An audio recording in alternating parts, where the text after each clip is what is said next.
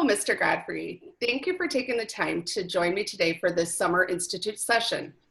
This series, Let's Start Talking, Empowering Staff to Engage in Difficult Conversations Surrounding the Events of 2020, is going to be a four-part series facilitated by 6 staff members. Our first session is titled, Understanding Our Community, Equity and Access. So we're happy to have you here to share your perspectives. So I'd like to start by offering my congratulations to you on your recent appointment to the Fond du Lac School Board. If you could share with us, what made you consider submitting your paperwork to be considered for this position?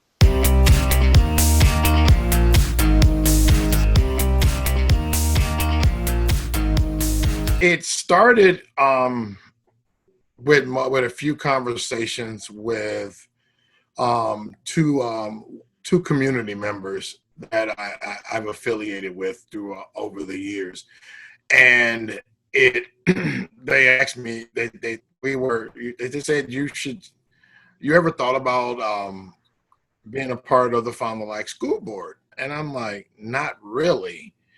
And it wasn't until a third person asked me that same question, and then I started inquiring with some of the administrators who I've worked with over the past years, and some other community members with a few of the nonprofits that I work with, and they said, why not? And then I went home and I talked to my wife, and she said, her exact words is, honey, you are not a politician. But she said, well, with all the different things you've surrounded yourself with the different committees, with the district, and of course with the nonprofits that I work with in the community, you have a strong sense of the community. And so why not? And then in turn, I talked to all of my children, and they said, Dad, you should. So I submitted the paperwork, and here we sit.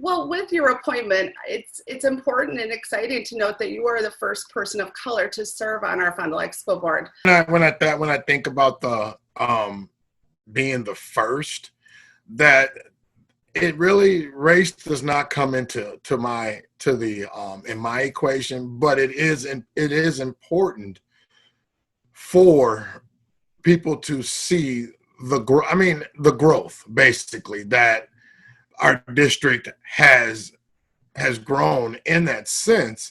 But it's not it, and then it's important for young men and young women of color that represent our school district to see that, yeah, we're all in this community together, but you can also achieve something of this magnitude as well. We've elected our first African American city councilwoman, and which, like I said, it's growth. Because before we didn't see people that look like us in these rooms of basic decision making for the city and for the school district.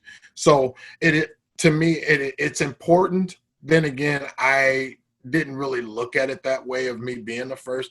I just wanted to be a part of the decision making in the education field in our city.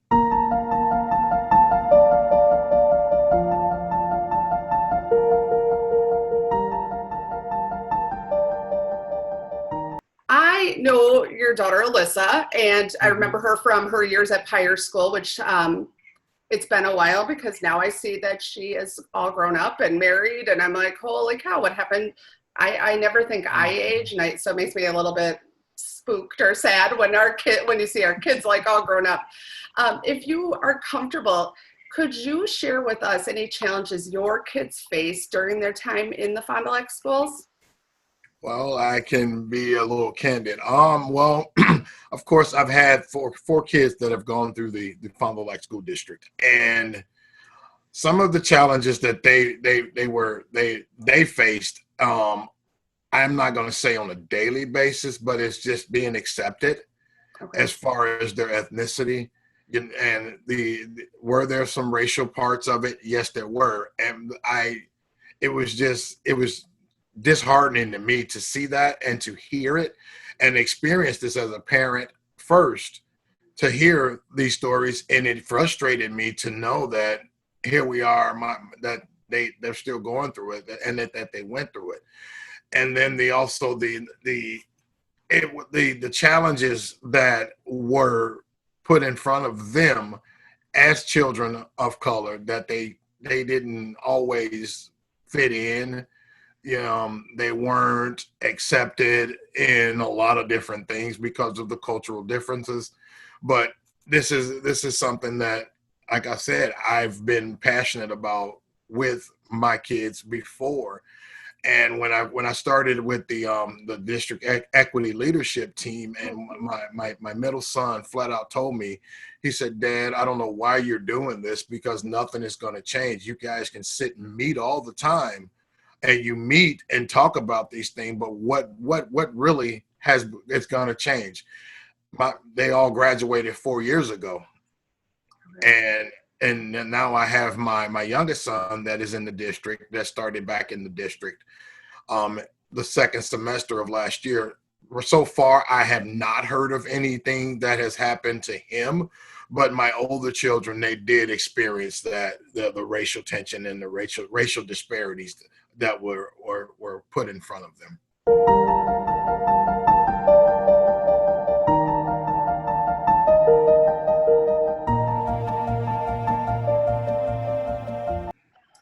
What do you see?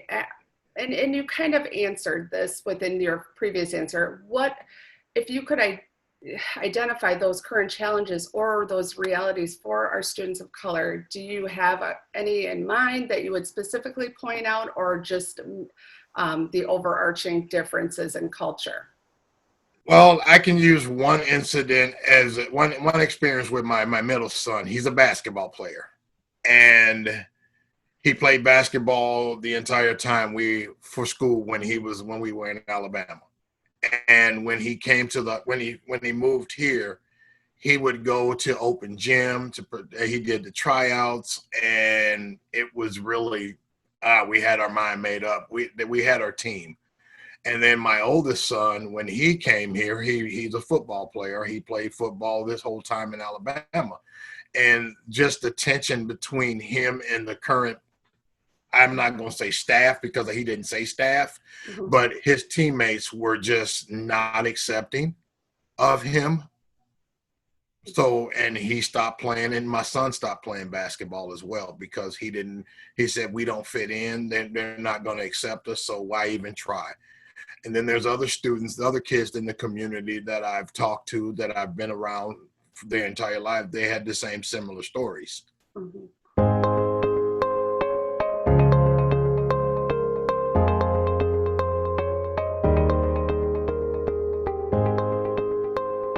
But when we come back to Wisconsin, it wasn't a week that we were back that it happened. So Okay. it's heart wrenching, and for myself to witness it firsthand.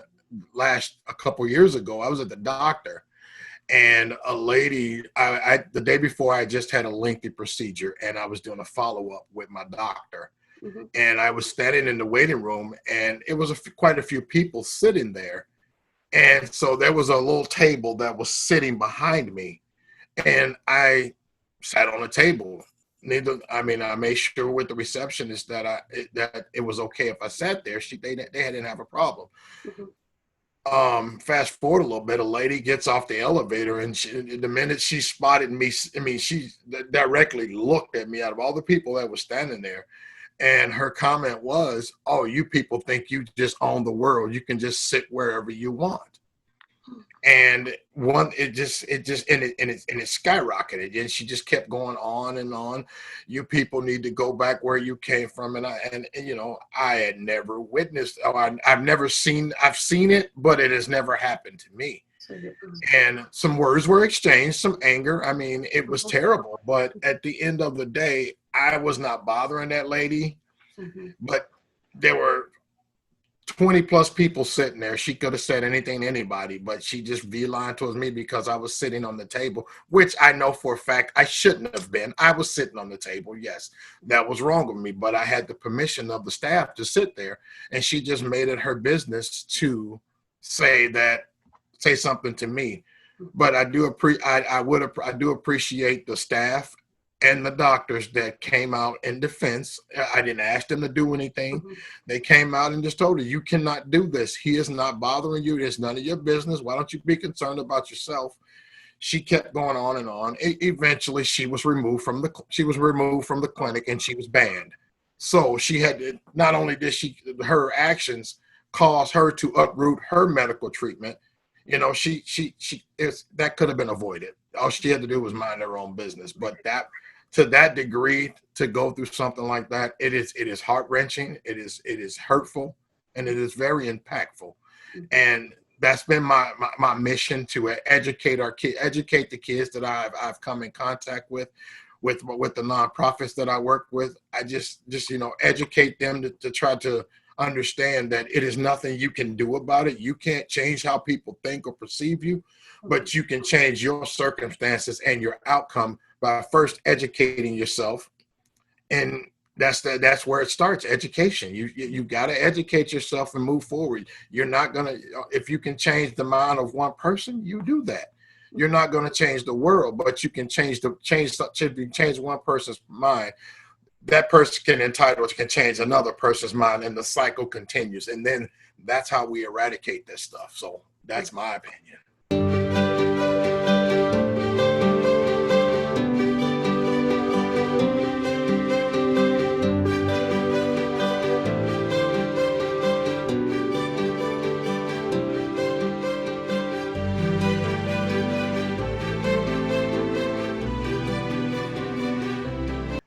How would you describe Fond du Lac as a whole, with being welcoming and inclusive?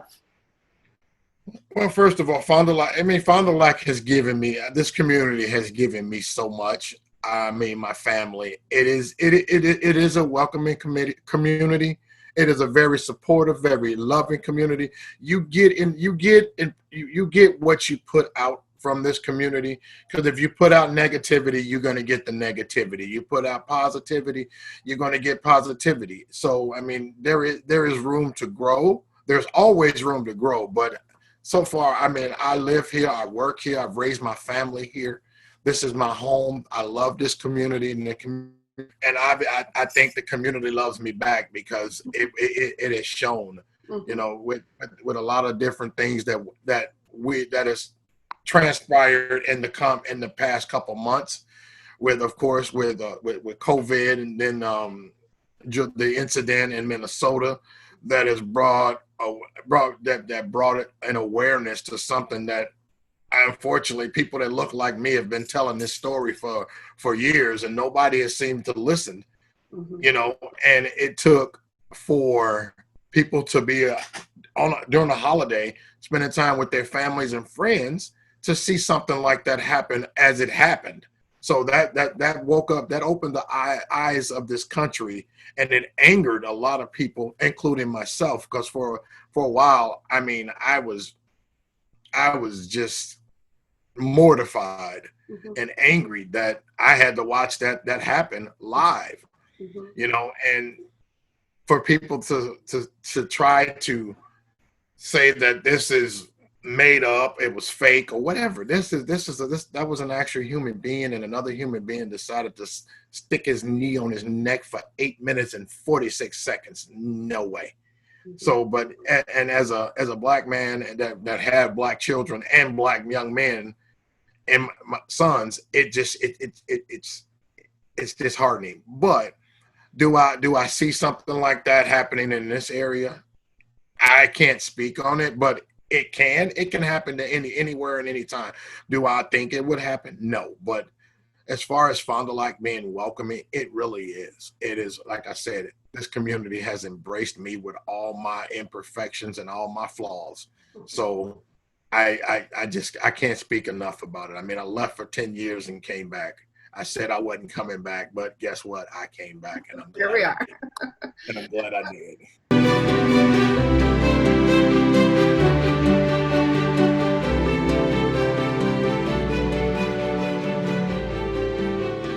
So just know that I am going to do my best in these 9 months to see this district at a different level, because this is a learning experience for me as well. And I don't think, I mean, yeah, I think I can make an impact in 9 months, but I don't think I can honestly make a real impact in 9 months.